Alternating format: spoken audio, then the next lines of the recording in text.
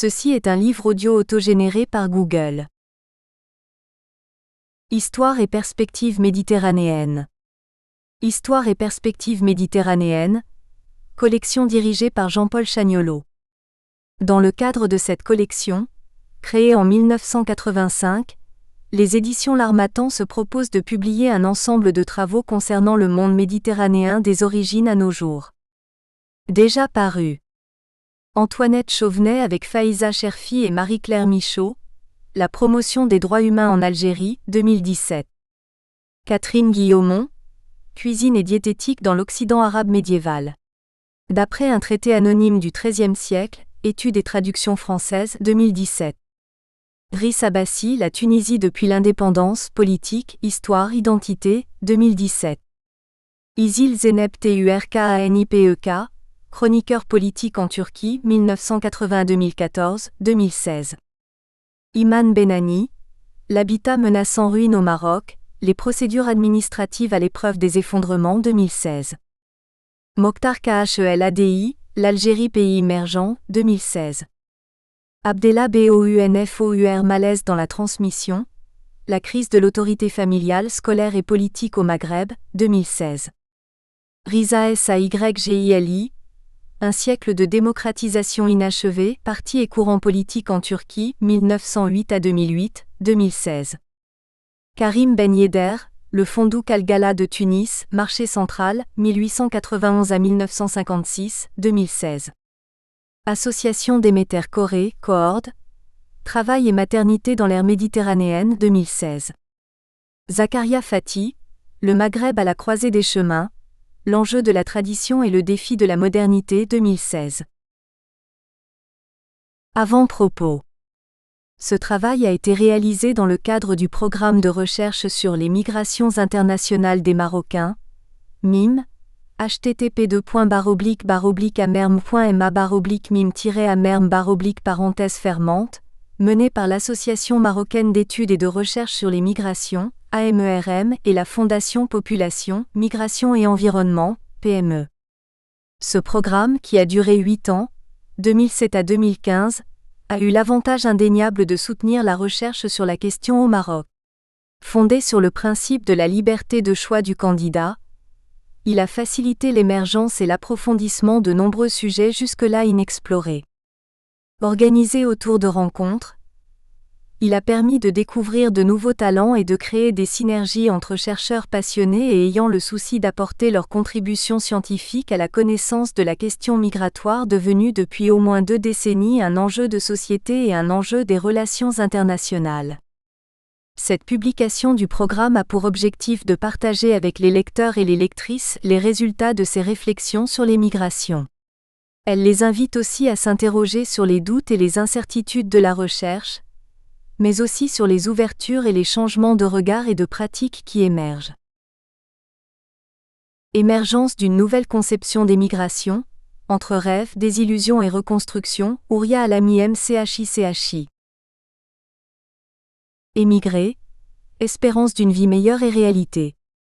Au travers de la situation des émigrés marocains mais aussi de celle des immigrés au Maroc, le livre pose, dans un premier ensemble de contributions, la question classique des enjeux récurrents de la migration, l'espérance d'une vie meilleure ailleurs et la réalisation d'un rêve. Rêve qui, depuis la nuit des temps, a poussé les êtres humains à se déplacer pour aller chercher ailleurs leur bonheur.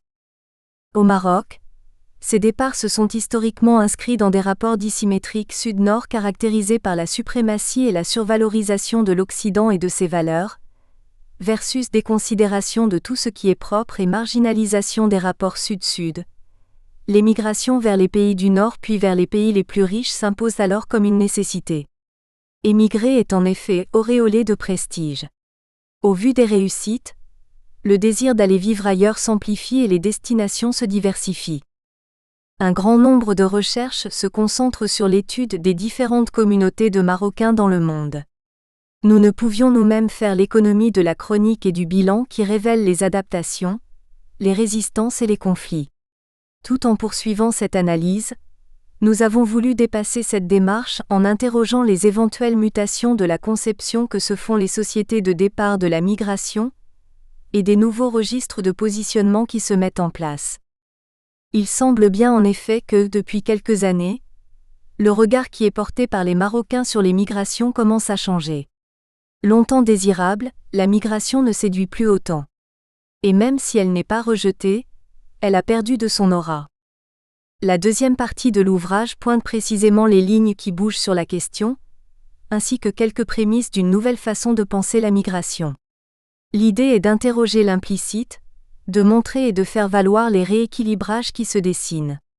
Toutes questions qui enrichissent le champ des études migratoires. Émigration et immigration sont indissociables. Il reste que tant au niveau médiatique qu'au niveau de la recherche, l'analyse des migrations par les pays de destination européens et le regard du Nord porté sur elles continue à être privilégié, ce qui permet peu d'explorer et de comprendre les changements qui s'opèrent dans les perceptions des immigrés partout dans le monde et dans les représentations que les sociétés des pays de départ se font de la migration. En outre, peu de travaux portent sur les logiques sociopolitiques qui travaillent le système migratoire, sur les processus sociaux propres aux pays d'origine et sur la marge de manœuvre des États du Sud dans leur rapport avec les pays d'accueil. De nos jours, ce sont les questions de sécurité liées à la migration qui dominent les débats. Il s'agit dans cet ouvrage de ne pas céder à cette vision instrumentale et de tenter de cerner quelques pistes de réflexion sur les changements en profondeur qui apparaissent dans les perceptions et le vécu des migrations. Face à leurs nouvelles difficultés de vie, comment réagissent les migrants ? Envisagent-ils de mettre un terme à leur séjour ? Continuent-ils à penser que leur rêve est réalisable ? Les sociétés d'origine sont-elles toujours convaincues qu'elles n'ont d'autre choix que celui de quitter leur pays pour faire leur vie ailleurs ? Leur vision sur l'émigration-immigration a-t-elle varié au fil de temps ? Quelle différence entre les conceptions d'hier et celles d'aujourd'hui ? Au-delà des transferts de fonds, financiers et sociaux, et au-delà de la gestion étatique de la migration, y a-t-il d'autres effets directs ou indirects des migrations peu investigués et susceptibles de donner naissance à de nouvelles solidarités Sud-Sud ? Et lorsque l'État adopte une politique migratoire qui fait du Maroc un pays d'immigration, peut-on penser qu'il s'agit d'une politique irrationnelle sachant que le Maroc n'a pas le profil classique d'un pays d'immigration ? Peut-on interpréter sa position comme une manifestation de sa souveraineté, comme il le prétend ? Au-delà des explications purement nationalistes qui glorifient le rôle précurseur du Maroc, n'y a-t-il pas là la manifestation d'une politique réfléchie qui chercherait à prendre en compte les intérêts du pays ?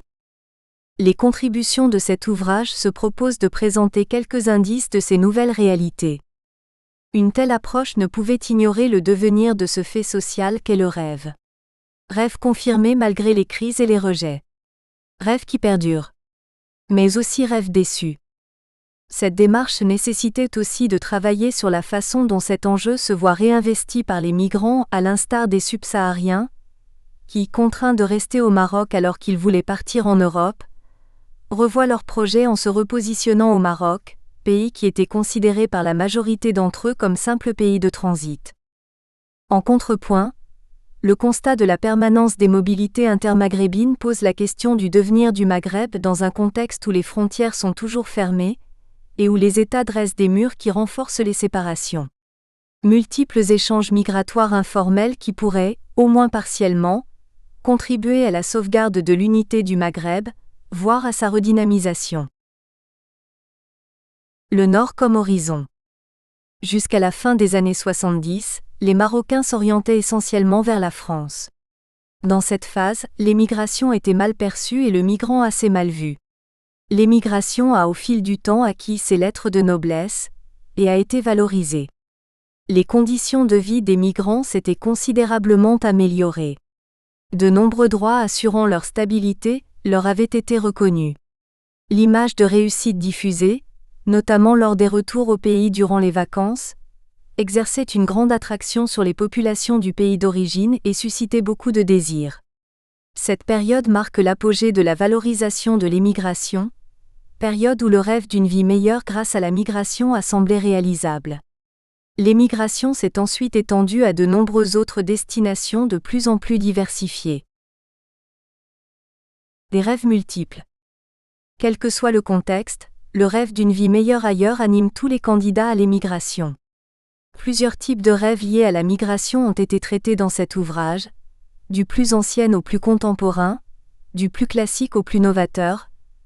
Rêve de la terre promise des Juifs marocains, rêve d'avoir tout simplement une vie meilleure ailleurs que chez soi en Espagne pour les Marocains ou au Maroc pour les Espagnols, rêve américain, rêve de réussir dans un pays technologiquement très avancé comme le Japon, rêve d'atteindre l'Eldorado représenté par les pays de l'Union européenne, rêve des apostrophes. Obtenir un diplôme en Occident pour réussir professionnellement dans son pays d'origine, rêve d'échanges sereins entre Maghrébins, etc. Hanan Sekat a abordé le rêve de la terre promise, rêve des Juifs marocains d'être plus heureux en allant vers la terre où coule le miel et le lait, rêve à dimension céleste, qui évoquait des lieux où on pense qu'il fait bon vivre, et surtout mourir et être enterré. L'auteur explique qu'il s'agit d'une idée religieuse par essence, qu'on exprimait au fond de soi-même, et solennellement sous forme de vœux et de prières tous les jours, et surtout lors des commémorations des grandes fêtes juives et aussi lors des deuils et quand la communauté passait par des moments difficiles. Sekat explique pourquoi l'Alliance israélite n'a pas souhaité l'exil massif des Juifs marocains dans un premier temps, et pourquoi la décision a été prise par la suite de le faire et de mener campagne pour les convaincre de cet idéal. Younes Abouyoub a longuement décrit la façon de vivre le rêve américain par les deux vagues de migrants marocains aux États-Unis, pays du melting pot et de tous les possibles, ceux arrivés à partir des années 1970 et ceux arrivés après la promulgation de la loi de 1990 sur l'immigration. Abouyoub explique comment les Marocains en sont arrivés à tourner leur regard vers ce monde lointain, symbole de la puissance, ce qu'ils espèrent et comment ils vivent leur séjour. Il constate que les Marocains sont, à l'instar des autres migrants aux États-Unis, animés par le rêve américain et souligne qu'en 2012 encore, malgré les blocages, la majorité des personnes interrogées déclarent y croire et pensent que les chances de réussite existent davantage aux États-Unis qu'au Maroc. C'est un autre type de rêve qu'aborde Aziz Shaker, celui de vivre dans un pays comme le Japon, réputé pour sa supériorité technologique, une destination rare, valorisante et exigeante où on ne réussit que si l'on en a les compétences. L'auteur distingue le type de rêve selon les catégories sociales auxquelles les migrants marocains appartiennent. Pour les cadres hautement qualifiés, les étudiants et les chercheurs, le rêve se traduirait par une sorte de satisfecit, de certification ou labellisation en tant que cadre technique immergé dans la haute technologie qui fait la réputation du Japon, ou encore en tant que lauréat diplômé des institutions scolaires et universitaires japonaises. Pour les petits entrepreneurs, réussir et faire perdurer une entreprise de restauration et de tourisme à Tokyo, capitale de la troisième puissance économique du monde, est vécu comme une source de fierté, et un gage de succès dans un pays qui valorise les compétences, ce qu'ils apprécient en comparaison avec leur pays d'origine où pour eux, les aléas de l'entrepreneuriat relèvent plus des caprices de l'administration que de la rationalité économique. Hajar El Mouki a décrit le vécu des Marocains en Catalogne, et leur désir de réaliser leur rêve d'améliorer leur existence et celle de leur famille en ayant un emploi légal assorti de droits sociaux. Fatima Haït Ben El Madani et Khalid Mouna, qui ont enquêté auprès des immigrés subsahariens vivant au Maroc, n'ont pas évoqué explicitement cet idéal, mais il ressort nettement de la détermination des migrants qui, même lorsqu'ils sont obligés de renoncer au rêve initial d'atteindre l'Eldorado européen, n'en imaginent pas moins un autre, sans doute imprévu mais néanmoins accessible, pour construire leur vie au Maroc. Mouna explore aussi le rêve des Espagnols qui s'installent au Maroc, suite à la crise économique dans leur pays. Dans le même ordre d'idées, Chloé Pellegrini évoque le rêve de la réussite professionnelle des jeunes grâce aux études à l'étranger et aux diplômes obtenus en Occident. Pellegrini observe que les jeunes Marocains diplômés d'un pays occidental ont une représentation positive d'eux-mêmes, ce qui leur donne de l'assurance. Elle note que les préjugés relatifs à la supériorité des diplômes occidentaux sont à la fois contestables en ce qu'ils sont la conséquence des hiérarchies sociales, et parfois contestés par certains chefs d'entreprise eux-mêmes qui commencent à les remettre en question. L'enquête menée auprès des employeurs à Marrakech montre en effet que, bien que ces derniers soient encore convaincus que les diplômés des pays occidentaux sont plus compétents et plus aisément opérationnels pour l'entreprise, ils sont loin de négliger de recruter des diplômés de l'enseignement national considérés comme moins exigeants et probablement plus familiers de la réalité locale. C'est ainsi que clichés et représentations sur la supériorité de l'Occident perdurent, produits, diplômes, valeurs, démocratie, respect des droits, en même temps qu'ils sont tempérés par des pratiques plus flexibles. Mais une réalité contemporaine mitigée. Crise économique mondiale, contrôle renforcé aux frontières de l'Europe forteresse, islamophobie, assimilation au terrorisme ont altéré l'image que les populations se faisaient de la migration internationale. Ces phénomènes ont provoqué de nombreuses interrogations. Ils ont également nourri les réactions de rejet, et probablement contribué à freiner le désir de partir, comme tendraient à le prouver les statistiques de l'émigration des Marocains qui étaient en 2014 à leur niveau le plus bas depuis l'année 2000. Ce ralentissement des mobilités était déjà le fait des étudiants qui, depuis quelques années, sont moins nombreux à aller étudier en Europe en grande partie pour les mêmes raisons auxquelles il faut ajouter les effets de la politique des pays européens qui tentent à favoriser les inscriptions des étudiants étrangers dans les filières les plus performantes. Aïssa Kadri, Salim Chna et Khalifa Messama, qui ont abordé dans leur contribution la question des mobilités des Maghrébins pour études, soulignent aussi le rôle joué au Maghreb par les nombreuses écoles supérieures et universités privées de formation qui ont vu le jour au Maroc et en Tunisie et qui délivrent des diplômes dans toutes sortes de disciplines. Les présupposés sur lesquels se fondaient les relations migratoires commencent ainsi à être déconstruits. De manière imperceptible, les citoyens tendent à réinterpréter et à réexaminer leurs objectifs migratoires en cherchant d'autres alternatives. Situation largement paradoxale. Au moment où la mondialisation bat son plein, les sociétés sont conduites à se replier sur elles-mêmes et à tourner leur regard vers l'intérieur. Malgré les aléas, le printemps arabe au Maghreb a sans doute été le révélateur de ces mutations qui travaillent les sociétés en profondeur. Il a notamment contribué à réactiver la confiance des peuples en leurs capacités.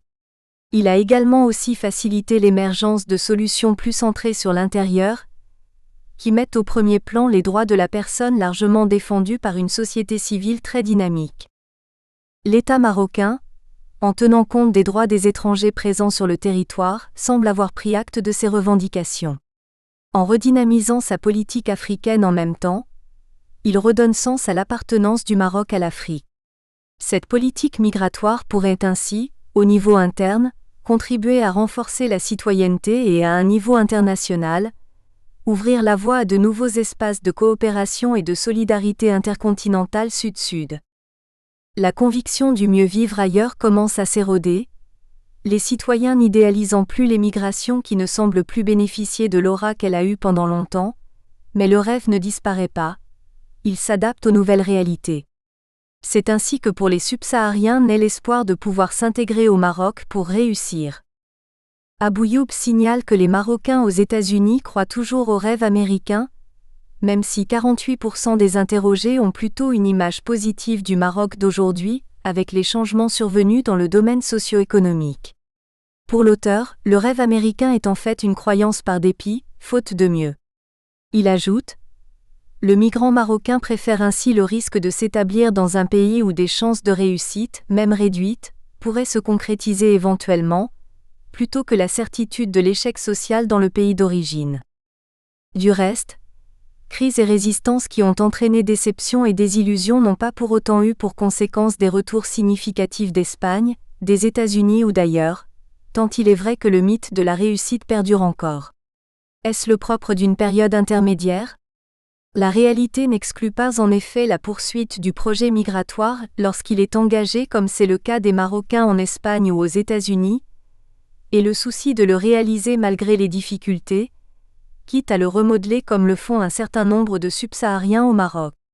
De nouvelles formes d'adaptation sont souvent mises en place comme le constate Abouyoub, qui observe le rôle joué par le travail des femmes migrantes aux États-Unis dans la nouvelle conjoncture. Le retour des étudiants est emblématique à cet égard. Dans un premier temps, au lendemain de l'indépendance, les étudiants partaient pour revenir. L'idée de participer au développement de leur pays était alors ancrée dans les esprits. Puis, lorsqu'ils ont pris conscience des difficultés à réaliser leurs projets dans un contexte politique autoritaire marqué par la corruption et le népotisme, leurs espoirs se sont essoufflés, ils ont alors commencé à décider de rester en migration. En contrepoint, les jeunes diplômés du Maroc, notamment les ingénieurs, ont aussi commencé à partir pour valoriser leur statut. Ces dernières années, un mouvement de retour vers le marché marocain et les opportunités offertes semble s'amorcer. C'est probablement en ce sens, au moins en partie, que peut être comprise la démarche des étudiants interviewés par Pellegrini qui partent pour revenir avec la garantie d'un diplôme obtenu en Occident paré du prestige de la qualité. Leur démarche d'installation au pays peut en effet également être révélatrice du désir de retour vers soi, du désir de vivre et de travailler dans son pays. Lent processus d'un changement social révélateur d'un début de prise de conscience d'un potentiel interne. Naissance d'une représentation plus endogène qui se fonde sur la restauration de la confiance en soi par le retour, mais aussi par la reconnaissance du diplôme national. Au Maroc, cette mutation des représentations est également attestée par les réactions de la société civile qui dénonce les atteintes des droits de l'homme des migrants marocains résidant à l'étranger et des immigrés au Maroc. En adoptant une nouvelle politique migratoire, l'État a semblé réceptif à ces arguments. Politique migratoire et politique africaine. Bien que les migrations continuent à être encore connotées positivement, au moins en apparence, les Marocains partent moins. Ils contestent de plus en plus le traitement qui est fait aux migrants marocains dans le monde. Ils réclament plus de justice et de respect. Pourtant, confrontés à la présence de migrants au Maroc, dont de nombreux subsahariens et syriens, les citoyens marocains manifestent même certaines réactions de rejet. Les atteintes aux droits de la personne se multiplient en même temps que des protestations contre les discriminations s'organisent. La société civile manifeste en effet sa solidarité avec les migrants présents au Maroc et réclame le respect de l'état de droit et des droits de la personne pour toutes et pour tous. La centralité accordée aux migrants subsahariens. Le Maroc est en effet d'abord un pays d'émigration. Mais il est devenu ces dernières années un pays de transit et d'installation d'un certain nombre de migrants venus de plusieurs pays. Des subsahariens perçus comme des migrants économiques, mais aussi des Européens considérés comme des migrants de confort et des candidats à l'asile dont les Syriens en tant que migrants politiques. Le Maroc, terre de destination et d'asile, serait ainsi devenu un pays d'immigration. Malgré cette diversité, ce sont les subsahariens qui sont les plus visibles et ceux qui ont fait l'objet de tractations dans les relations euro-méditerranéennes ces dernières années. Il est vrai que les migrants subsahariens s'installent au Maroc et ne se contentent plus de passer dans le sens où ils traversent un espace et un territoire. Dans la mesure où ils s'intègrent dans le tissu social, ils impriment leur marque et posent des questions sur leur statut, leur place, leurs droits. Ils interpellent les Marocains sur leur histoire, sur leurs engagements. Ils posent la question démocratique et rappellent les proximités et les devoirs. Dans un contexte de malaise social, de réactions ambiguës vis-à-vis de la présence des subsahariens présents sur le territoire marocain, de la contestation des discriminations subies par les étrangers au Maroc, l'État marocain décide d'adopter une politique migratoire présentée comme respectueuse des droits humains. Une réaction qui n'est pas exempte de calculs politiques, mais qui a du moins l'avantage d'être inscrite dans un processus social perçu comme plus rassurant par les citoyens parce que relevant à leurs yeux d'une décision souveraine. Est ainsi soulevée la question du sens de la nouvelle politique migratoire, dans ses relations avec la présence des migrants subsahariens au Maroc. Un enjeu politique. En effet, si l'on tient compte de la pression que l'Union européenne exerce sur le Maroc pour contrôler ses frontières et signer un accord de réadmission de toutes les personnes arrivées en Europe en partant du Maroc ou en passant par ce pays, on peut se poser la question de savoir s'il ne s'agit pas d'une réaction à cette pression, cette réaction pouvant être interprétée comme l'offre d'installation au Maroc dont l'objectif serait de freiner la migration vers l'UE pour répondre à une demande européenne. Or l'État marocain présente son choix comme souverain, autonome et responsable, celui d'un État rationnel qui fait face à la réalité migratoire de son pays en respectant les règles internationalement reconnues de respect des droits humains. Ceci permet d'envisager des enjeux complexes, politiques, diplomatiques, économiques et culturels, répondant à plusieurs besoins de réaction par rapport aux politiques de l'UE et aux pays africains dont sont originaires les subsahariens, etc.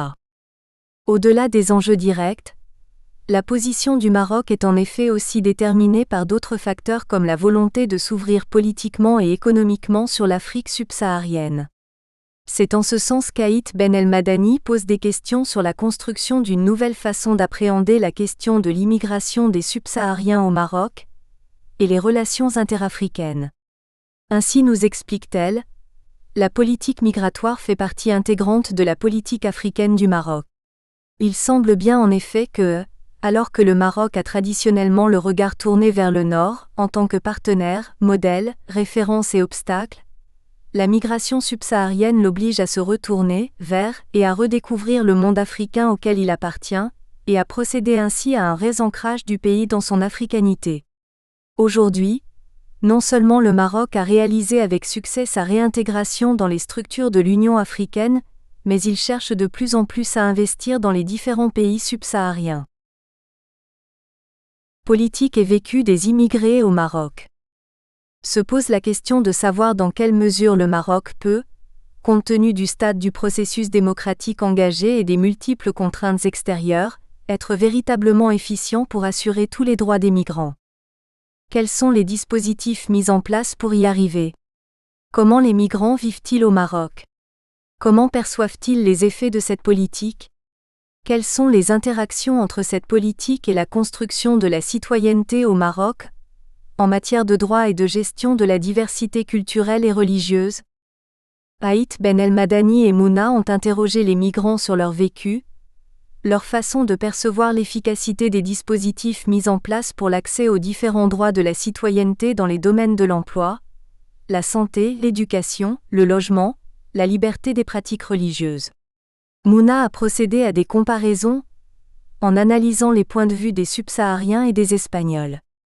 Ce qui peut faire apparaître les principaux dysfonctionnements, dont certains liés à la question sensible de l'altérité et de la diversité. La question centrale et complexe de l'égalité est ainsi posée. Dans un pays où les principes démocratiques ne sont pas encore acquis et où le développement économique reste fragile, l'accueil est caractérisé par une ambivalence certaine. Les Marocains manifestent à la fois du rejet et de la compassion à l'égard des migrants, notamment des subsahariens. Autrement dit, les réactions humanitaires ponctuelles existent mais elles ne s'accompagnent pas nécessairement de l'acception de la durabilité du séjour. Faute d'une connaissance suffisante de la réalité, les discriminations se multiplient selon les associations actives dans le domaine de la migration. Toute politique d'accueil ne peut être efficace que si une politique d'intégration convenable est mise en place. Y a-t-il des dispositifs pour réduire les tensions et assurer une véritable intégration? En Europe, par exemple, la difficulté s'est avérée grande de faire face à cette problématique centrale et l'examen des politiques d'intégration montre des dysfonctionnements importants, sans doute du fait des rapports asymétriques importants, politiques, économiques et sociaux, qui ont caractérisé les relations entre pays d'émigration du Sud et pays d'immigration du Nord. Malgré quelques limites indéniables, ce n'est pas le cas entre le Maroc et les pays subsahariens. L'histoire différente et les rapports de force différents peuvent-ils faciliter la prise en charge de l'égalité? L'analyse du vécu des immigrés s'avère particulièrement féconde pour la compréhension du nouveau statut de pays d'immigration du Maroc. La comparaison des perceptions des subsahariens et des Espagnols à Tanger est aussi éclairante en ce qu'elle permet de confirmer la permanence des représentations qui valorisent les Occidentaux et au contraire disqualifient les migrants du Sud. Ce qui a des conséquences sur le vécu des migrants selon leur origine. Le constat a pu être fait que, contrairement aux subsahariens, les migrants espagnols bénéficient du regard plus positif qui est porté sur eux par les Marocains par rapport aux subsahariens. Ce qui leur permet de choisir leur lieu de vie et d'être mieux acceptés dans le monde du travail. Ce sont là les résultats de l'enquête auxquels il faut ajouter d'autres perceptions plus ambiguës qui apparaissent notamment à travers la presse, qui montrent que la présence des Espagnols au Maroc est vécue par les Marocains comme un retournement de situation qui redonne confiance, comme une revalorisation de soi, une fierté, une vision qui remet en cause le fatalisme de relations asymétriques défavorables. Mobilité intra-maghrébine et défis de la construction du Maghreb. La dernière partie de l'ouvrage aborde la question sensible des circulations que les auteurs qualifient d'intra-maghrébines, considérant clairement le Maghreb comme un ensemble commun. Kadri et al. Analysent les relations entre ces migrations et le maintien des échanges entre populations proches par l'histoire et la culture. L'Algérie, le Maroc et la Tunisie sont tous les trois des pays d'émigration avec des flux essentiellement orientés vers l'Union européenne, et sont devenus aussi des pays de transit et d'immigration. Malgré l'importance de ces traits migratoires communs, ce ne sont pas là les éléments privilégiés dans cet ouvrage qui s'est intéressé aux circulations intra-maghrébines et à leurs conséquences sur l'unité de l'ensemble régional. Tout au long de leur histoire, les trois pays du Maghreb ont connu toutes sortes de circulations entre eux. Avant, pendant et après la colonisation, hommes et femmes se déplaçaient librement pour des raisons familiales, religieuses, commerciales. Les déplacements ont aussi été politiques, à l'occasion des luttes de libération nationale. Au lendemain des indépendances, dans un premier temps, les circulations entre les trois États du Maghreb ont continué sans entrave. Suite à des dissensions frontalières et politiques, elles ont été brutalement interrompues entre l'Algérie et le Maroc, obligeant les populations à jongler avec les frontières. Les mobilités intermaghrébines entre droit des étrangers et destin commun. Dans son analyse sur le droit des migrations dans les trois pays, Hossein Zegbib observe que les Maghrébins sont dans une posture difficile, en marge du droit sur les étrangers et en contradiction avec les proximités humaines, historiques et culturelles. La recherche entreprise est intéressante en ce qu'elle aborde la question peu investiguée du niveau de mise en pratique des règles de droit, qui concernent les mobilités intra-maghrébines. Zegbib expose les évolutions du droit des étrangers dans les trois pays du Maghreb. Les analyses auxquelles il a procédé ont été d'autant plus riches qu'elles ont revêtu une dimension comparative des lois des étrangers, du statut juridique accordé aux Maghrébins et des pratiques qui s'ensuivent en Algérie, au Maroc et en Tunisie. Dans le raisonnement, l'idée domine que les circulations intra-maghrébines sont fortement marquées par l'invisibilité, c'est-à-dire par leur capacité à passer inaperçues aussi bien auprès des populations locales qu'auprès des autorités publiques. Zegbib note que si la Tunisie a accordé unilatéralement aux ressortissants algériens résidant en Tunisie les 5 libertés, accès libre au marché du travail, à la propriété, au déplacement, au séjour et au transfert financier, l'Algérie en revanche n'a reconnu que récemment, suite à un accord négocié entre les deux pays en 2015 aux ressortissants tunisiens résidant en Algérie, le droit d'accès au marché de l'emploi sur contrat de travail, condition préalable à l'obtention d'un titre de séjour. Il observe également que la convention Algérie-Maroc n'a pu être exécutée de manière convenable, du fait des tensions entre les deux pays concernés, ce qui a contribué, conclut-il, à masquer les mobilités transfrontalières. L'auteur souligne les effets néfastes des crises politiques à l'intérieur de la région et des tensions entre États sur la mobilité intra-maghrébine légale, si bien que la circulation et l'établissement intra-maghrébin, lorsqu'ils se réalisent, restent encore très largement dominés par des pratiques échappant au contrôle étatique, comme l'ont montré les enquêtes menées. Il pense néanmoins, à l'instar de l'ensemble des auteurs du rapport sur les migrations intermaghrébines, que les éléments de l'identité commune maghrébine servent aujourd'hui de base aux solidarités informelles qui se tissent par-delà les frontières et la volonté des États, et qui sont susceptibles de redynamiser les liens entre Maghrébins. Entre circulation et séparation, construction de l'unité par le bas. Les mobilités formelles et informelles entre les différents pays du Maghreb révéleraient ainsi la permanence des échanges au-delà des relations politiques entre États. Kadri et al., qui se sont intéressés particulièrement aux frontières terrestres entre l'Algérie et le Maroc, affirment que ces circulations individuelles, généralement non organisées, permettent de maintenir des liens susceptibles de transcender les oppositions entre États.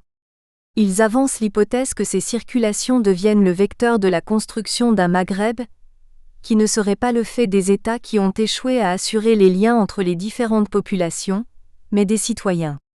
En préconisant la formation d'un Maghreb par le bas, les auteurs soulignent aussi l'incapacité des élites à réaliser cet objectif. Dans leur contribution, Kadri et al. Notent la permanence des liens entretenus par les populations, familles et commerçants en particulier. Ils observent par exemple l'existence de nombreux réseaux d'échanges entre artisans de différents métiers traditionnels, maçonnerie, tapisserie, sculpture, décoration, textile, habillement. Il montre que des mini-marchés maghrébins se constituent de fait, devenant ainsi des points de rencontre et d'ancrage de liens solidaires entre les populations locales. Ils en concluent que ces circulations migratoires symbolisent un début de décloisonnement des frontières entre les différents pays du Maghreb. Il y a, autrement dit, d'un côté des murs de séparation érigés par les États entre l'Algérie et le Maroc, et de l'autre, des stratégies de contournement et d'échange qui sont mises en place. Le paradoxe de cette frontière réside bien dans le fait que, malgré les interdits, les citoyens des deux États trouvent les moyens de continuer à circuler d'un pays à l'autre. C'est ainsi que les circulations intermaghrébines interrogent aujourd'hui les politiques et deviennent un vecteur de déconstruction des divisions et ruptures historiques. C'est là une des questions cruciales pour l'avenir de la région. En outre, engagés dans des accords de coopération et de partenariat séparés avec l'Union européenne qui servent de substitut à l'engagement dans un projet de création d'un ensemble régional commun solide, les trois États maghrébins sont désunis face à une Europe forte. Leur vulnérabilité et leur marginalisation dans le concert des nations en sont accrues. Au moment où les restrictions et rejets se font de plus en plus pressants dans les pays du Nord, les solidarités pourraient ainsi offrir des opportunités de migration interne en fonction des besoins de chaque pays. Toutes ces hypothèses sont au cœur de la problématique des mobilités dans l'espace maghrébin et du rôle qu'elles pourraient jouer pour contribuer au renouveau du projet d'union entre les trois pays du Maghreb. En conclusion, les prémices d'une autre façon de considérer, de voir, de vivre et penser la migration apparaissent au Maroc. La fin du rêve ? Des illusions ? Le rêve perdure d'une vie meilleure ailleurs, en même temps que les représentations commencent à être façonnées par les visions qui remettent en cause la dépendance à l'égard des pays d'accueil occidentaux. La subjugation du modèle s'effrite, de nouvelles questions sociales se posent et de nouveaux champs de recherche émergent. Dans la société, de manière quasi invisible, le regard tend à se retourner lentement vers soi.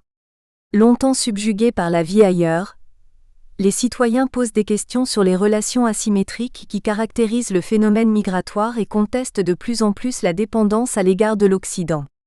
Ils tendent à remettre en cause la fatalité d'être obligés de chercher le mieux-être ailleurs et l'impossibilité de réussir chez soi. Ces interrogations ne sont pas exemptes de ressentiment. Elles n'en posent pas moins des questions cruciales sur l'avenir. Dans cet effort de reconstruction de la confiance en soi, la promotion des relations Sud-Sud apparaît aujourd'hui comme une opportunité qui semble prendre corps. Entre le Maroc et un grand nombre de pays subsahariens, de nouvelles relations se mettent en place. Le Maroc a sans doute compris que les migrants subsahariens présents au Maroc. Nous espérons que vous avez apprécié cet aperçu. Pour continuer à écouter ce livre audio sur Google Play Livres, utilisez le lien dans la description de la vidéo.